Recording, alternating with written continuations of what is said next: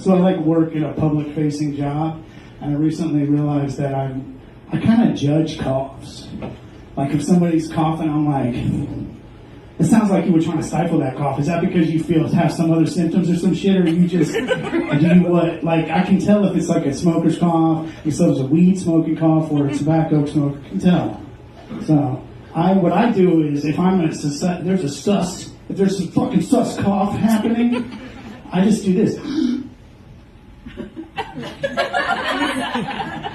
And wait till like they're out of, I don't know, I guess like 14 feet, I guess 24 feet, and then I breathe slowly.